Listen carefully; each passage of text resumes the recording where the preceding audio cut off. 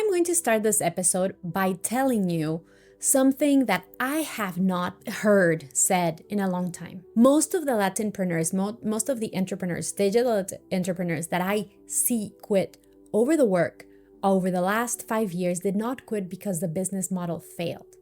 They almost quit because the algorithm broke their heart.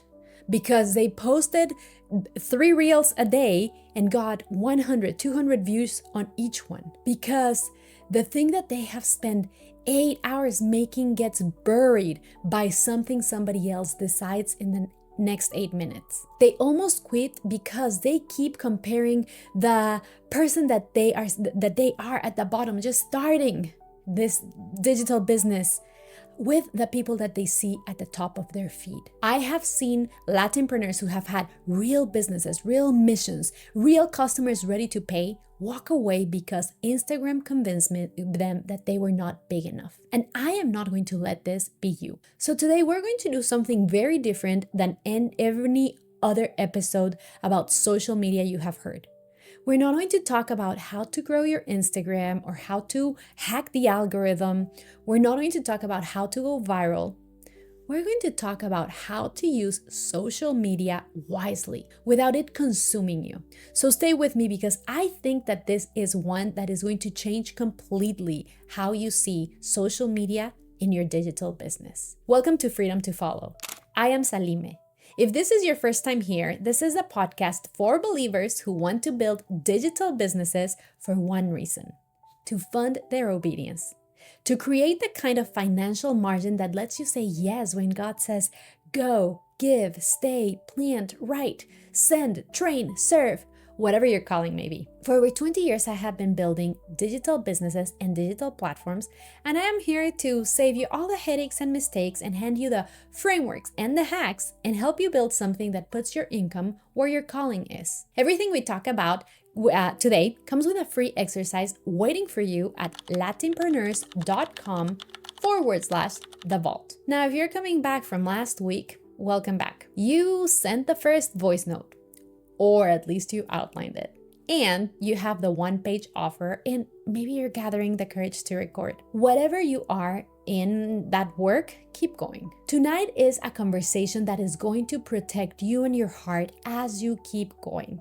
So let's start. I want to start with some facts, and then I am going to tell you what I see, and then we're going to do some math together. So in a deposition this year, 2026, Mark Zuckerberg admitted under oath that Meta set goals to increase how much time users spend on Facebook and Instagram. His exact words were focused on time spent as one of their major engagement goals. Earlier on an investor call, he announced that they have been making improvements to their algorithm and that they had increased time spent on Facebook by 5% and on Instagram by 6% in a single quarter. 5% and 6% in 3 months. Now I want you to sit with that, what that actually means. It means that there is a company worth more than $1 trillion with teams of the smartest engineers on the planet whose explicit goal is to take more of your time, more of your attention, more of your day, more of your mind. Now, this is not a conspiracy theory. This is what the CEO said under oath in court. This is their business model. And once you know this, you cannot unknow it. You cannot keep treating Instagram or Facebook like it's a neutral space where you go and share about what you care about. Instagram and Facebook are engineered to keep you there. Now, this is not personal, this is structural, the same way that casinos are engineered to keep you at the slot machine. All the lights and the sounds and the timing of the wins, none of that is accidental, it's all engineered. Now I want to tell you what I have been seeing. Women. Brilliant women with deep Christian callings, measuring their worth against the algorithm every single day. Posting something they prayed about, watched die with, on their 100 views, and going to bed feeling like God did not show up, as if the algorithm and God were the same thing. Men, gifted men called to ministry, to leadership, to provide for their families, slowly losing focus on the mission because they started chasing Insta fame. They have the Bible on one side and the analytics dashboard open on the other. The original calling slowly fading while the performance metric grows. Mothers comparing the way they parent to other mothers posting about parenting. Single women comparing the wedding they have not yet had to the engagement photos that they cannot stop looking at. Pastors building sermons around what they will preach well on a 30-second clip. Bible teachers watching their own theology shift to fit what the algorithm rewards. This is not something small. This is a generational soul level erosion that is happening to people I love, to my people, to you, maybe. Quietly, slowly, while you tell yourself that you are just building your platform. Again, I'm not going to let this be you. So let's do the math, because I think that this is a trap most entrepreneurs, most Latinpreneurs fall into when they think that this is the influencer path. Well, we're going to build my audience, monetize my audience, and freedom on the other side. I want you to hear the real numbers in our region, in our currency, not the numbers that you might see from other massive influencers. In Latin America, in Latinos, influencer rates run between 35 and 50% below US rates, sometimes even lower. A brand that pays a US influencer a couple $100 for posting is going to pay the Mexican equivalent maybe half of it. The same post, the same effort, less than half of the money, because the brand pays in pesos or in reales or in, whatever regional contract that almost never matches what the dollar version would have been. Now, a nano influencer in Mexico City with, 8 or 10,000 followers working with like Mexican brands or Latin American brands is going to get offered maybe 1,000 pesos per post, and it depends on their engagement. Sometimes nothing more than free product. Now, I'm not making this up. This is the way that the platforms pay. This is what brands pay for. And only if you have tens of thousands of followers in the region and you're competing with thousands of other influencers at the exact same tier. You're not getting rich out of this. You are having to compete for that space, and that space is absolutely overcrowded. Some weeks you might get a brand deal, many weeks you will get none. Most of the women you follow on Instagram that have a following size are not making a salary. They're making maybe on average barely like 10 to 15,000 pesos a year, maybe less. And it's taking them so much time to build. They have been working for 2-3 years of full-time work building that audience. I want you to sit with that. At the top of those numbers, the platform itself pays our region the worst. So Instagram pays its Reels program in Latin America at a rate of about 5 cents to $1 per 1,000 views. The same view in our region is worth a fraction of a fraction. Now we're going to go back to Gabriela. Gabriela, who you have been learning about and we have been talking about for the past 11 episodes. She made $987 in her first month from 4 buyers, from a list of 63 women, from a Google Doc and 3 voice notes. $970 in 1 month. Real money, direct deposits, no brand contract, no agency cut, no exchange rate, no platform paying her in scraps. The same $970 would have taken a micro influencer with 75,000 followers between 3 and 4 months to earn, and it's one of many. To match what Gabriela made in 36 days with 63 names. This is the math that nobody does with you. It is better to sell your thing than to be an influencer in any region. Selling your thing means you get paid the full value of what you deliver in real money, on your timeline, in your currency, whatever currency you decide. Selling your thing means that women on the other side are going to get real help with a real problem. Selling your thing means that you do not have to have a platform. You just have to show up and serve. Being a Hispanic influencer means that you are renting your attention to brands so that you can rent your audience's retention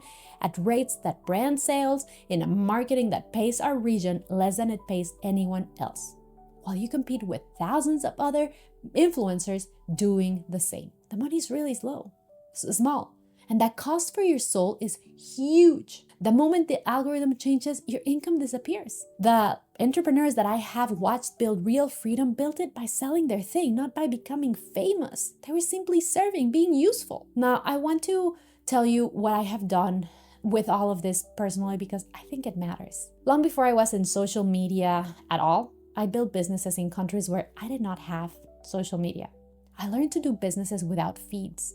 I understood that the work happens in real relationships, not in algorithm metrics. So when Reformadas started, I held on to that. Reformadas is, if you see it, it's not about me. It has never been about me.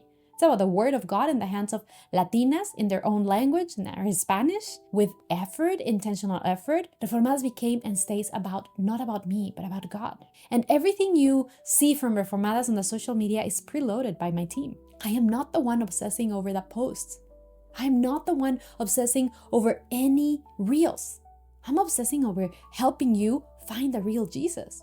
Sound theology, being served. Now, Latinpreneurs is a little different. Latinpreneurs is consciously a personal brand. It has to be, because in this work, the trust has to be a human voice. But I made this decision when I started with the same rule I have been applying. Latinpreneurs is not about me. Yes, you see me on the feed, but Latinpreneurs is about you who are listening right now, about the believer who is figuring out how to fund the calling. Everything else is in service of that. So here's what I actually do, so that you know. I sit down every couple of weeks and I batch create.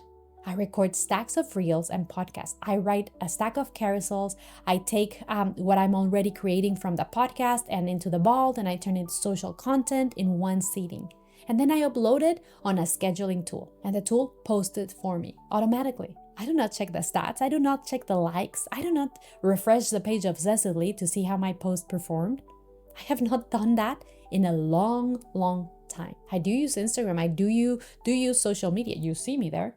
But I want to be honest about it. I use it for entertainment with my kids. When I open it, I want to see random clips that are funny. We watch the Explore page sometimes when we are bored, maybe on a plane. But I am not on social media in the way that the algorithm wants me to be there. Consciously, intentionally. I have removed myself from that part for years ago. And both of the platforms keep growing. Reformadas is bigger now than when I was thinking about launching social media and what it would look like. Latinpreneurs is growing every month, and most of the growth happens while I am not in the platforms. The platform does not need my side hustle. It needs my obedience. And my obedience means putting the tool back in its place as a tool, not as a God. So this is a conversation that I want to have with you today.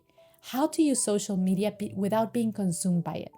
And how to make sure that what you are building is the real business that pays you for the value you actually deliver, not an influencer game that pays you scraps for the attention you rent. So here is today's concept. Social media is a tool, a valuable tool, but it is not the foundation. Say that with me again. Social media is a tool, a valuable tool, but it is not the foundation of your digital business. Your mission sentence is the foundation. The persona you are sent to serve is a foundation. The problem you were made to solve is a foundation. Your offer is a foundation. Your list of 50 is a foundation. Social media is a tool you use in service of that, to be findable. That is its job, to be findable. But it's not your business. It's not your calling. It's not your worth. It's not even your primary place of delivery. The real work happens on calls, in documents, in voice notes, in real relationship with real people who pay you to serve them. Social media is the exposure, the doorway, but it's not the room. The entrepreneurs who burn out in this work treat social media as if it is the room.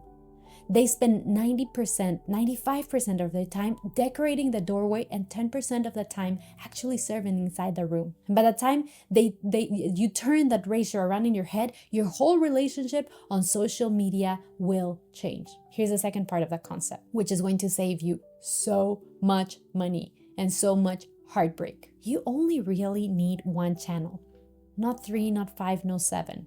One main channel where you show up.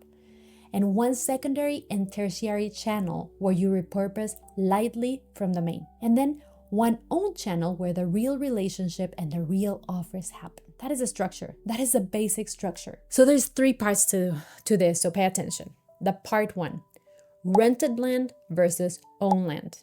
If you have been listening to me before, you have heard this distinction, and it is worth saying it again because almost every entrepreneur I work with has this backwards. Rented land is any platform that you do not own. Social media, Instagram, TikTok, Facebook, LinkedIn, Threads, whatever comes next, you are renting a space on somebody else's property. You do not own the relationship with your followers. You do not control the algorithm. If they change the rules, tomorrow you lose everything you built overnight. And by the way, I've watched it happen. I have friends who have had audiences of 300,000 and platforms that in different platforms that no longer exist. They have to start from zero. Now, owned land is different. Owned land is a channel where you have the actual contact information of the people who say yes to hearing from you. Email, WhatsApp, phone numbers, texts, a real list with real contact information that goes with you no matter what platform rises or falls. For believers and people that I help, the dominantly owned channel is email. Email is your list. Email is your asset. Email is the thing that you build over years and funds your business in a couple of years, right? For believers, maybe across Latin America or mostly in Spanish speaking world, it is WhatsApp groups, WhatsApp broadcast lists, WhatsApp one-on-one. The relationship usually lives between WhatsApp, and then email is secondary, but WhatsApp is primary. Now, if you're bicultural and you serve both audiences, you're building both. Email for your American friends and WhatsApp for your Latin American audience. 2 tracts of owned land. Both protect you on the long run. So this is the rule. Use rented land to be found and use owned land to keep the relationship. Everything you post on Instagram or on Facebook or on social media should be designed to move the warmest people on Instagram off of Instagram and onto your own land. Because Instagram is rented and your email list and your WhatsApp list are yours. And this is what I do, by the way, so you can see it. Now, part 2, 3 biblical filters. Before you post anything anywhere, run these questions. 3. Question 1. Is this serving the mission sentence? If your mission sentence is about helping moms in the first 90 days after a learning diagnosis, and the thing you are about to post is a thirst trap selfie at the gym, then the answer is no. The answer is, even if you post it, it will be confusing. Just because it would do well does not mean that it's on your mission. Of mission content that performs well is the worst kind of content because it grows the wrong audience. You end up with 20,000 followers who just want to see you, but you're not going to sell anything to them. Question 2, am I posting to serve or to perform? And this is really hard because the answer is almost always a little bit of both. But ask anyway, be honest. If they took the likes away, would you still post this? If nobody ever commented, would this content still be useful? The honest answer to that question reveals your relationship with what you actually create for social media. And then question 3, is this protecting your soul or eroding it? This is one that, most people have to learn the hard way. There is content that when you make it fills you, and there is content that when you make it drains you. The first kind feeds your work. The second kind fills the algorithm at your expense. And it is a slight difference. So stop making the second type of content. So 3 filters: mission, posture, soul. Everything that passes through all of these 3 before you post. Part 3, the 3-channel rule. Here's what social media stack actually looks like if you're going to use it wisely. 3 channels, not 7, not 5, 3. Again, a main channel, you pick one, the platform where your specific persona actually spends time. If your persona is a Hispanic believer woman between 30 and 45, the answer is Instagram, almost without exception. Instagram is where probably she is. TikTok is racing, but Instagram is still where the conversations happen for our demographic. So pick Instagram and stop trying to be everywhere else. Now, your secondary channel is going to be for repurposing. This is the part that most people do not tell you honestly. You do not need to create new content for the secondary channel. You take what you made for the first channel and you kind of like a little bit repurpose it, maybe how it's posted or whatever. A reel from Instagram becomes something for TikTok. A carousel from Instagram becomes, a LinkedIn post. A caption for Instagram becomes a Facebook post, same content, but like a little different. And it will take you a couple extra minutes a week instead of 20 hours a week. One owned channel. This is where the real work happens. Email is your place. If you're in the United States, mostly WhatsApp is your place. In yours, Latin America, both if you're bicultural. But the owned channel is where you deliver the long form thinking, the personal voice that offers the real relationship. This is stack: main, secondary, owned. 3 channels. Now, there's 2 practical things that I want you to walk away from this episode. The first is about the content itself. You have been creating content for 10 weeks. You just have not realized it. But every exercise you have done is this season's content for you. Your mission sentence is a post, a couple posts. Your personal portrait is a carousel. Your problem statement is a reel. The three sources of who do you think you are can become an episode or a series. The beliefs for money can become like a 30-day calendar of posts. So you're not really starting from zero on social media. You are sitting already on 10 weeks of content that you have created with me. The work this season has been for building your digital business. So you already have that. The next phase will be taking all the notes from latinpreneurs.com and putting it in front of the world. You can also batch create. You do not sit down every morning and make a post. You sit down once a week, once every other week, and you make 10 posts at a time. You schedule them. You let them run. You go live your life. The illusion of constant presence on Instagram is not the result of constant work for most people. It's a result of 2 hours of batch work that has been scheduled to release over 14 days. Now, the second part that I want you to understand, the reach math. Your post on Instagram, on average, will be seen by somewhere between 5 and 10% of your followers. This is part of the algorithm. It's not personal, it is structural. If you have 1,000 followers, your average post is going to be seen by 50 to 150 of them. So not all of them, it's just a fraction. If you want to reach all of them, you're going to have 2 options. You pay for it, you pay Instagram to put that content in front of every one of your followers. This is how paid advertising actually works. The platform makes you pay money to reach all of your audience who grew on their platform. That's the deal. Or, and this is the better option, you move then to your own land.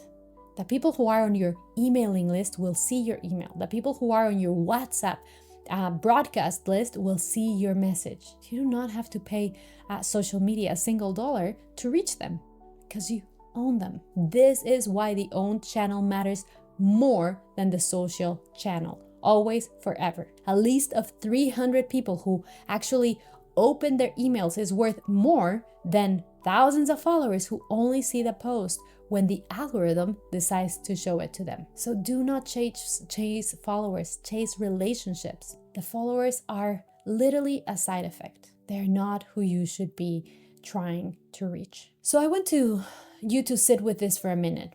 You have been carrying a story in your head that says that you cannot do this digital business yet because, wow, you don't have an audience. And I want to release you from that.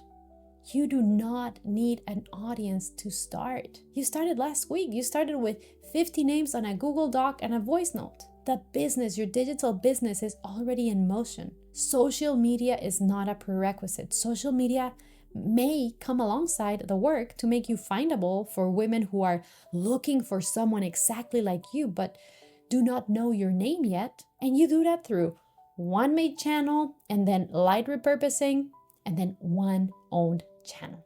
3 filters. 2 hours of batch work a week. That is the whole tech stack that you need. And it's so much less than what social media really wants you to think it is, because that's their business, as we saw. So I want to tell you the last piece of Gabriela's story. Again, you have walked with me and with Gabriela for the past episodes. And again, we remember who she is. You know the teaching, the persona, the problem, her mission sentence, the suegra, the money believes mirror, her first 50 list, the Google Doc. Well, when Gabriela got past the first $987 and started thinking about what would come next, she started talking about social media. She was so anxious. She had heard from another coach that you needed to be on TikTok, that she needed to be doing all the dances, that she needed to be posting 2 or 3 times a day across 4 different platforms or she would never grow. So we sat down and we did this exercise. Her main channel became Instagram because that's where moms with children with learning diagnoses spend their time, quietly scrolling at 11 at night when their kid is finally asleep, looking literally for someone who understands them. Her secondary channel became Facebook, not because Facebook is sexy by any means, but because it is where older moms in her persona, in the person that she wants to help, the ones over 45, they're on Facebook. So she would, take a carousel from Instagram and post it lightly different in Facebook with 20 extra minutes per every other week. And her own channel became WhatsApp because Gabriela serves Hispanic moms in Latin America and the United States. So WhatsApp is where the relationships live. A WhatsApp broadcast list that grew slowly and intentionally with a woman who had said yes to hearing from her. She did not get on TikTok and chase the dance. She did not post 3 times a day. She literally batched her content every other, like Monday afternoon for 2 hours and scheduled 14 days of posts. She showed up on Instagram 4 times a week with this repurposed content. Same for Facebook. She sent a weekly note on WhatsApp to her list. 6 months later, her Instagram had 4,200 followers, but her WhatsApp list had 380 real names. And her business had replaced her teaching salary. She did not need the dance. She needed the discipline. Her WhatsApp list is what makes her money. This is a path that I want for you. So I made something for you this week. It's called the 3-channel sketch plus the Social Sabbath Commitment. It is waiting for you for free at latinpreneurs.com/the vault. It is a couple of pages. In the first part, you're going to see the 3-channel sketch with 3 boxes, one of each one of your main channels, one for your primary channel, secondary channel, and one for your own channel. Now, under each box, one sentence that named the rule for that channel. Main channel, Instagram. I batch 4 posts every Sunday for the week. Secondary channel, Facebook. I repurpose 2 of those for Facebook, for Facebook lightly, 20 minutes a week. Own channel, WhatsApp, email. I send 1 weekly voice note to my broadcast list. And that's it. This is the page. This is your social media structure. And then the second part is the Social Sabbath Commitment. And this is a part, this is a part that the rest of the internet people are not going to teach you about. It's the page where you literally sign and date your commitment to these 3 guardrails that will protect your soul from the algorithm. First guardrail, no scrolling before scripture. Your first input of the day is the word of God, not the feed. The feed comes second or not at all. You don't need it. Guardrail 2, the phone leaves your bedroom at night. It charges in another room. You wake up to your own thoughts and to your prayer life, not somebody else's content. Guardrail 3, a weekly review. 1 time a week, maybe every other week. You sit and you look at what you posted and you kind of see what worked, what drained you, what fed you. You adjust. You do not let the algorithm review you. You review the algorithm. And you sign the page and you date it and you can put it somewhere where you can see it. And this is not optional. This is the protection that you will need that will let you work in this digital business and make money for tens of years without losing yourself in it. So go to latinpreneurs.com/the vault, look for the 3-channel sketch and the Social Sabbath Commitment, print all of it, please. Pick your 3 channels, sign the Sabbath Commitment before you go to sleep tonight, because it will help you. Now, before I let you go, before I close, I want to be honest with you. Most of the coaches that you're going to see on social media are going to teach you exactly how to grow on social media. Most of them are really, really good at that. I mean, I would say many of them are excellent at it, but almost none of them are going to teach you how to use social media wisely as a believer, with biblical guardrails, with protection for your soul. That is a piece that I am building into the work. And this is what you need to be safe in social media, because I have watched too many believers grow audiences and lose themselves doing it. And I refuse to teach a version of this that adds to that pile. Next week, it's the last day And I'm going to start opening some frameworks and growth strategies and systems. And there's going to be structure that you will not want to miss, but you want guardrails that protect your walk with the Lord while you grow. This is huge. This is very, very big. And this is going to be the differentiator. So stay close to me. I will tell you more as soon as it comes. Now, one more thing. Next week, again, is the season finale. We have been walking together for 11 weeks. You have named the feeling and learned what digital business is. You have found your skill. You have found the hours to build this. You have found the person that you're going to serve. You have found the problem that you can help with. You have written the sentence. You have faced all the voices in your head that say, who do you think you are? Your crazy beliefs about money. You have built the first 50, your Google Doc. And tonight you're going to choose these 3 channels. You are not going to be finishing this with this season without knowing that you can build a digital business. I'm giving it all to you for free. You have now a channel strategy, and you have it all with all of the tools that I have been giving you from latinpreneurs.com. Next week, we're going to close the season, and I am going to take you back to where this started, to the mission. Why a believer building a digital business is not optional. Why your obedience matters so much. Why the season was actually always about. So stay with me. And one more thing, this is the best season I have built to actually get you started. And I really mean it. In 11 weeks of work, you can take from stock to launched. I have never put this all in one season, but I still need your help. There is a brother or sister in your life right now who also needs to hear this. You know who she is, you know who he is, the friend who keeps telling you that she or he hates his job, the sister who keeps saying that maybe someday, the pastor who wants to be pastoring full-time ministry, but can't. So the algorithm is not going to put me in front of their feed. The only way that she or he hears about Latinpreneur is if you send it to them. So please share this episode, share this season, send it by WhatsApp or by text or to your emailing list or to whoever you can reach. Tell him or her about this whole season, the 11 weeks that it takes to start your digital business. Because this is how this mission grows, not through ads or through me chasing the algorithm. It is through you, sending it to someone, a Latinpreneur who needs it. Thank you so much. I will see you next week for the finale. This is Salime, and this is Freedom to Follow by Latinpreneurs. Goodbye.